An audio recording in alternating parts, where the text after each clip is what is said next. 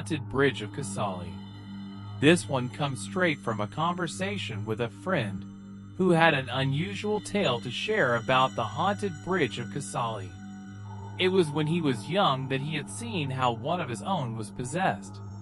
It shook him, for it was the first time he had witnessed something unworldly haunt someone from his family. Here goes the story. Village of Kesali.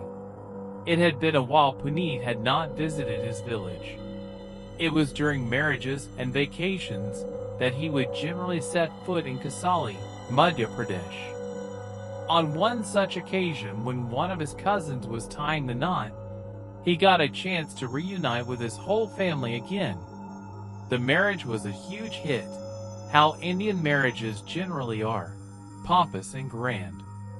The procession livid and perennially unsatisfied with the food no matter how many gulab jamuns rested on their plates. The adults inebriated, dancing to the loud cacophony of the band, which the country now has so grown accustomed to that no one complains anymore. Cities, they don't care. But villages they do, for every inhabitant is aware of who is getting married to whom and how grand the party is. Some furtive kids would already know the menu beforehand. Only Puneet was an outsider who didn't care about marriages or what they tacked along. He just wanted to be with his family. He loved to see them all together, under one common roof, and it was that unity that tied him somehow to his roots despite a grand life he chose to lead in the city den. The rest, right after the marriage ceremony concluded, Puneet was supposed to head back home.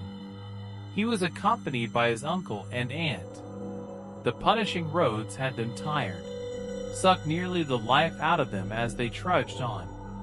The sun was as searing as it feels when it is atop your head.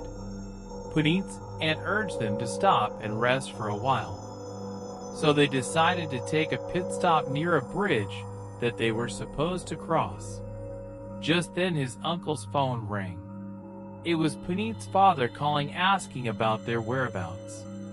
His uncle told him that they were on their way, that they were simply resting near the bridge of Kesali. Freaked out, Puneet's father began shouting on the phone asking them not to stay there on the bridge. His uncle ignored the warning and rested there nevertheless. Puneet was too young to comment. After a while, they picked themselves up and headed towards their home. The prayer.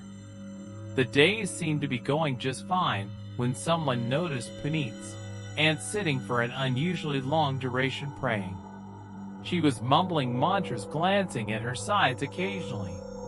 When it was more than an hour, the family was worried, and they decided to ask her what the matter was. To their surprise, she replied, "When I am chanting the prayers, the voices don't bother me." Everyone was taken aback. Haunted Bridge of Kesali. A priest was sent for almost immediately. When the exorcist arrived, he began the usual mumbo-jumbo to elicit what was bothering her. She told him that as she stopped, she could hear people talking in her ears, whispering something. It consisted of painful shrieks and requests that was maddening to hear. The exorcist understood what it was all about since similar cases had erupted in Kesali. He performed his exorcism on her as she slowly succumbed to a tight slumber. The story behind the Bridge of Kesali. When he was done, he explained it to the family, the story behind the Bridge of Kesali. Once while crossing the bridge, a bus full of passengers had capsized. The accident cost 12 lives. That lethal event took with it men, women, and children alike.